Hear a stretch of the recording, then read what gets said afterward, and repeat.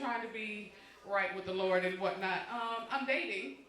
Help me, pray for me. I like certain things in men, like, income, teeth.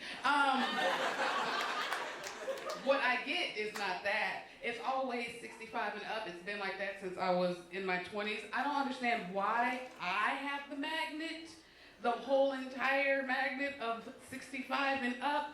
I went on a cruise. Frederick Douglass and Isaac Hayes followed me around the whole cruise. I was like, really? Really? Come here, baby. Here come your wife. Damn it. I was concerned. I was like, Lord, why ain't no white man following me? The Lord provided on this other last cruise that I went on.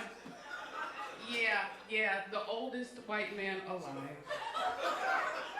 saw me and went, oh, hello. I said, oh, yeah, here we go. And I figured if you can't beat him, join him, you know what I'm saying? So we went to dinner. I realized, he's an attorney. Woo, still working at 92. All right, okay. You got a house, you say. I don't condone Anna Nicole situations, but one foot in the grave, one on a banana peel. I mean, I just, whatever. I ain't gonna be able to fight his kids for long. They old too, honey. What? Come on now. Come on. I am an actor like everybody else. And so I showed up on set, yesterday? Let me tell you how it hurt my soul when I showed up on set. The role was for an unkept woman. I say, all right, I got off of work. I threw on an outfit, just threw on something. Because I was like, okay, my choices are in my bag. What hurt me was the fact that when I get there, the boy that's supposed to be playing my son, he's like, oh, you been to makeup already? Yeah, they made me look unkempt too. I said, no, this is just my face. I get into makeup and wardrobe. The wardrobe guy looks at me and goes, I said, yeah, I have options. He said, no, what you have on is fine. Come on, let's go. I called my sister. She cracked up laughing at me. This New York Fashion Week cracked up laughing at me. She was like, wow, we told you need to dress better.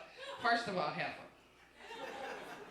Everybody can't look like a chocolate Jessica Rabbit, okay?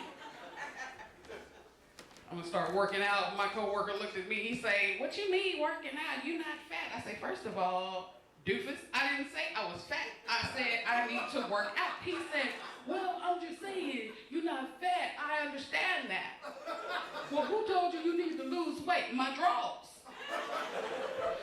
Your drawers not supposed to have asthma when you put them on. You're not supposed to hear, when you put your drawers on, you're not supposed to hear that. You're not supposed to hear it. I don't care what nobody say. Good God, my daughter, I love her. Who has kids? Yes. Oh, y'all. They have sucked the life out of y'all. Golly. I love my daughter. She is the world to me. She is my heir. Let me tell you parents something. Do me a favor, okay? Tell your kids the truth. I tell my daughter the absolute truth. I tell her friends that come over the absolute truth. I'm sitting there talking to one of her friends, my extra baby. She said, Mom, I need to talk to you. I said, all right, is this a vodka situation? Is this a bourbon situation? She said, me and my boyfriend are having problems. I say, okay, bourbon it is. Come on, sit down, talk to Mother. She said, well, we're having problems because, when we are intimate, he makes fun of me because when I take off my bra, my nipples do this. And I said, oh, you're messing with a boy. That's what that is. When you get older, you'll mess with a man, and he's not gonna care that when you take off your bra, your titties lay down by the riverside. He's not gonna care. What he's gonna do is tell you, look like you're giving me a hug. Yay, he's gonna pick them up and do like this, put your arms down, and then he's gonna have at it. Now, hopefully, when you get a man, he's cockeyed, cross-eyed that way. When he sees you, he sees perfection. Y'all have been great.